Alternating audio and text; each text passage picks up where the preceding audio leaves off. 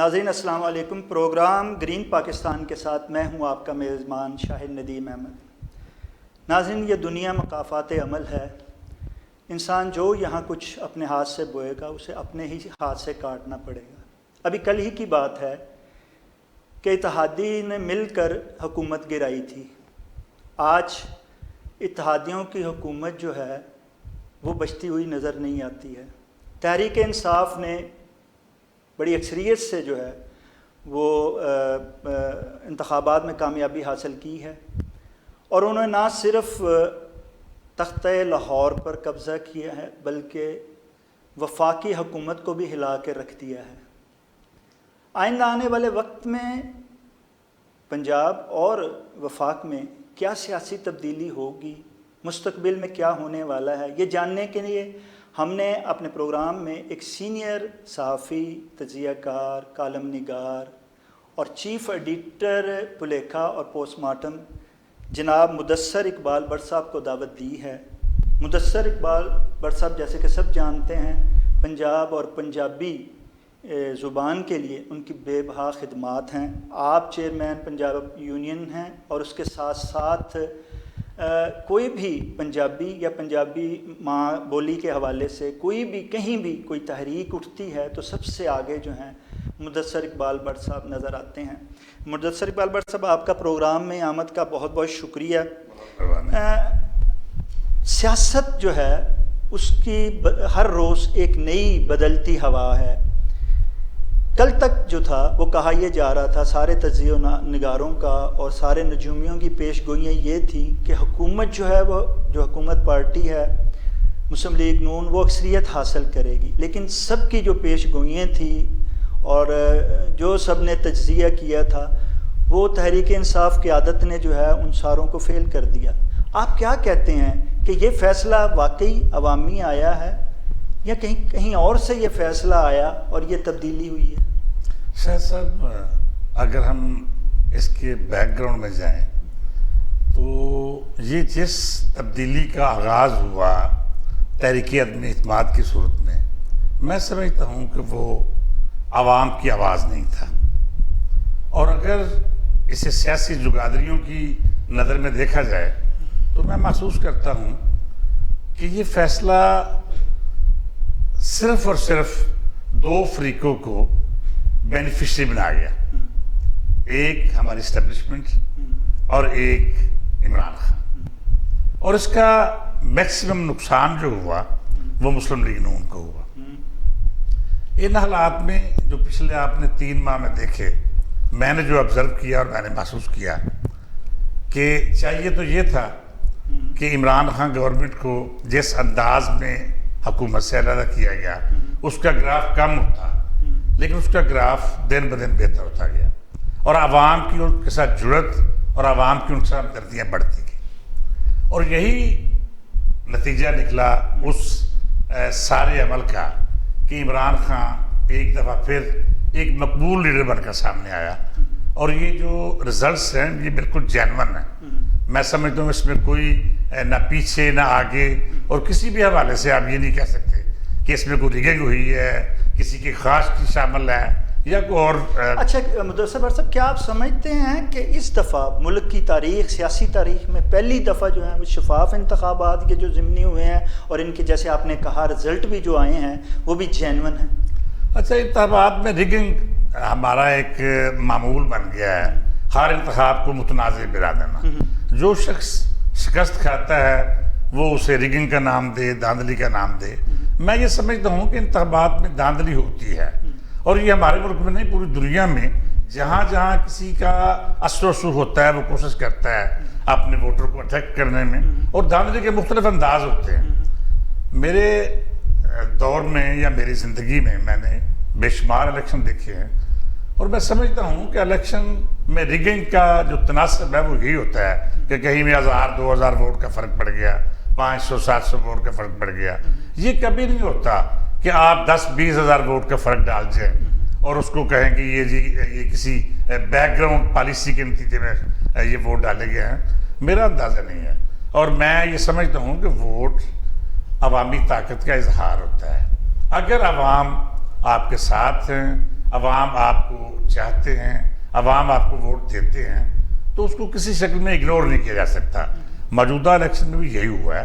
میں سمجھتا ہوں کہ اس میں انتظامی معاملے سے یقیناً بہتر انداز میں مینج کیا گیا، دھاندلی کو روکنے کے تمام اقدامات کیے گئے، لیکن ایک صاف اور شفاف الیکشن تھا۔ اچھا، جس میں کوئی لیکنگ نہیں۔ تحریک انصاف کی جیت جو ہے اس کا آپ کیا دیکھتے ہیں کہ اس کی کیا وجہ ہے، اور مسلم لیگ نون کی ہار کی جو ہے وہ کیا اسباب آپ کی نظر میں؟ شاید صاحب، میں نے جیسے پہلے عرض کیا نا کہ بنیادی مسئلہ تو یہ ہے کہ یہ فیصلہ جو کہیں سے بھی ہوا، اس کے اسباب کوئی بھی ہوں، عمران خان کے بیانیے کو تسلیم کر لیا جائے کہ یہ اس کے اشارے کہیں اور سے ملتے ہیں، یہ باہر سے کسی کی کوشش اور خواہش کے نتیجے میں حکومت تبدیل کی گئی، ان تمام سیاستدانوں کو اکٹھا کر کے ایک پلیٹ فارم پہ اس بات پہ لایا گیا کہ وہ اس حکومت کو چینج کر دیں۔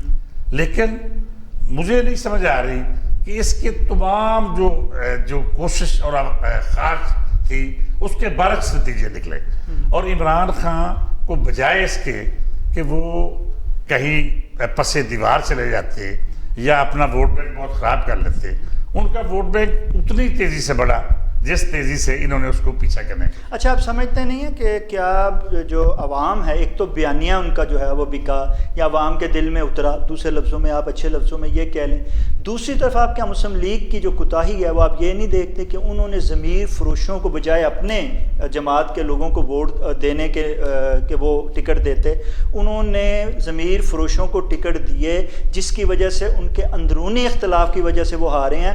اس کی جیت اپنی جگہ، تحریک انصاف کی جیت اپنی جگہ، لیکن ہار میں جو زیادہ کردار ہے وہ مسلم لیگ نون کا اپنا ہے۔ شاہد صاحب، یہ ایک حقیقت ہے۔ اس سے پہلے ہمارے کلچر میں شاید پارٹیاں چینج کرنا، وفاداریاں بدلنا، خرید و فروخت کرنا اتنا ناجائز نہیں سمجھا جاتا تھا، لیکن اب عوام میں شعور آ گیا ہے۔ ٹھیک ہے، لوگ سمجھتے ہیں کہ ضمیر کا بکنا، اپنی وفاداریاں تبدیل کرنا اچھا عمل نہیں ہے، اور اس الیکشن میں عمران خان نے اپنی کمپین کے نتیجے میں لوگوں کو یہ باور کرا دیا کہ وفاداریاں چینج کرنا ایک گناؤنا عمل ہے، ایک گھٹیا عمل ہے، اور اسے عوامی سطح پہ بالخصوص نوجوان نسل نے انتہائی ریجیکٹ کیا اس عمل کو، اور اسی کا نتیجہ ہے کہ تمام سیٹیں جو ان لوگوں کو ٹکٹیں دی گئی مسلم لیگ نون کی جانب سے جو بکے یا جنہوں نے اپنے ضمیر کا سودا کیا، وہ تمام شکست فاش سے دوچار ہوئے، اور ہونا بھی یہی چاہیے۔ میں یہ سمجھتا ہوں کہ یہ ایک اچھا عمل نہیں ہے کہ آپ وفاداریاں چینج کریں، آپ لوگوں کی دی ہوئی رائے کو کہیں اور تقسیم کر دیں یا کہیں اور بیچ دیں، تو یہ ایک تبدیلی جو ہے یہ اچھا عمل ہے، اور میں سمجھتا ہوں کہ یہ ہماری سیاست میں مثبت کردار ادا کرے گا۔ اچھا، آپ سمجھتے ہیں کہ جیسے گزشتہ ہوا کہ حکومت جب کسی کو چھوڑنا، اقتدار چھوڑنا بڑا مشکل ہوتا ہے، نہ سابقہ حکمرانوں نے آسانی سے اقتدار چھوڑا تھا، نہ موجودہ حکومت جو ہے وہ آسانی سے اتنے اقتدار چھوڑے گی۔ آپ کیا سمجھتے ہیں کہ پنجاب حکومت جو ہے یا تختہ لاہور پر تحریک انصاف کے بیٹھنے کے بعد کیا آپ سمجھتے ہیں کہ موجودہ حکومت جوڑ توڑ نہیں کرے گی، اور کیا وہ اپنی جو ہے اس کو مضبوط رکھنے کی یا وفاق میں اور دوبارہ پنجاب میں بھی اپنی حکومت قائم کرنے کی کسی بھی حوالے سے کوشش نہیں کرے گی؟ ایک تو ہمارا کلچر بن گیا ہے کہ ہم جوڑ توڑ کی سیاست کرتے ہیں، اپنی شکست کو شکست نہیں کہتے، اور اگلے کی فتح کو فتح تسلیم نہیں کرتے۔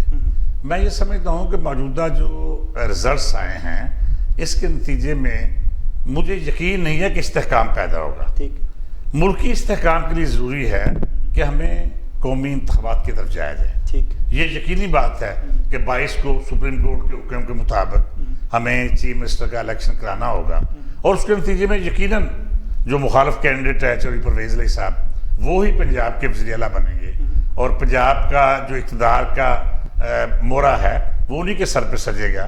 لیکن میرا خیال ہے کہ یہ دیر تک حکومت نہیں چل پائے گی، اور اسی پنجاب میں اپوزیشن کی حکومت کے پیش نظر وفاق کی حکومت بہت کمزور ہوگی، اور وہ صرف اسلام آباد تک محدود ہو کے رہ جائیں گے۔ لہذا ضرورت ثمر کی ہے، اور سیاسی جگادریوں کو، سیاستدانوں کو یہ کوشش کرنا ہوگی کہ وہ عوام کی اس فیصلے کو تسلیم کریں اور نئے انتخابات کی طرف جائیں. نئے انتخابات ہی اس کا حل ہے. ٹھیک ہے. عام طور پہ کہا یہی جاتا ہے کہ نئے انتخابات، پہلے بھی دونوں پارٹیاں کہتی رہیں کہ انتخابات جو ہیں وہ ہونے چاہیے. نہ سابقہ حکومت نے بر وقت جو ہے انتخابات کا اعلان کیا، نہ موجودہ حکومت جو ہے اقتدار میں اتحادی آنے کے بعد جو ہے وہ الیکشن کی طرف جانا چاہ رہے ہیں. کیا وجہ ہے بٹ صاحب کہ یہ اپنے سیاستدان جو ہیں اتنی مار کھانے کے باوجود ان کے کول و فیل کا تضاد جو ہے وہ ختم ہونے کو نہیں آ رہا؟ اچھا، یہ شاید صاحب ایک معاشرتی خامی ہے کہ ہم اپنے مسائل کو اپنے فوائد پہ ترجیح دیتے ہیں. میں سمجھتا ہوں کہ ہمارا ملک اس بددیانتی، اس غبن کا متحمل نہیں ہے جتنا اس کا کیا گیا ہے. پچھلے تمام دور کی حکومتوں کو جائزہ لیں تو آپ کو نظر آئے گا کہ ملک کو بری طرح نوچا گیا ہے. ملک کو لوٹنے کے لیے تمام کوششیں جاری و ساری ہیں، اور ایک کے بعد دوسرا، دوسرے کے بعد تیسرا، تیسرے کے بعد چوتھا. یعنی ہم کسی ایک کو بھی بری و ذمہ قرار نہیں دے سکتے اس لوٹ مار سے. لیکن عمران خان گورنمنٹ نے، میں یہ سمجھتا ہوں کہ اس کے ساتھ بھی وہی لوگ شامل تھے جو گزشتہ ادوار میں باقی حکومتوں سے شامل تھے. لیکن میں ایک ایج دینا چاہوں گا عمران خان کو کہ عمران خان ذاتی طور پہ ایک دیانتدار لیڈر کے طور پہ ابھرے ہیں. انہوں نے نہ ملیں بنائیں، نہ کارخانے بنائے، نہ اپنی جائیداد بڑھانے کی کوشش کی، اور صرف ایک مکان جو اس کی ذاتی ملکیت ہے وہ بھی اس نے شوکت خانم کی نظر کر دیا اور لکھ دیا کہ میرے مرنے کے بعد یہ مکان بھی شوکت خانم کی ملکیت ہوگا. لہذا یہ ہمیں ایک اچھا جسٹر دینا چاہیے کہ عمران خان نے کوشش کی. لیکن یہ بات درست ہے کہ اس کے ارد گرد بھی وہی لوگ جمع تھے جو پچھلی حکومتوں کا حصہ رہے، اور اس کا نتیجہ یہی نکلا کہ وہ لوگ دکھے، اپنے مفادات اٹھائے، اور اس کے بعد انہوں نے. اور سب کا کہنا ہے کہ جی ووٹ کو جو ہے وہ عزت ملی اس دفعہ. صرف ووٹ کو عزت نہیں ملی، ووٹر کو بھی عزت ملی ہے. اسی طرح جو ہے وہ اصل نمائندگی جو ہے وہ اسمبلی تک پہنچے گی، پارلیمان میں جائے گی، اور عوام کی جو اصل آواز ہے وہاں بلند ہوگی. ان کے ساتھ یہ خیالات کا سلسلہ یوں ہی جاری رہے گا. لیکن وقت ہے چھوٹے سے بریک کا. ناظرین، اس بریک کے بعد آپ سے ملتے ہیں. آپ ہمارے ساتھ رہیے گا.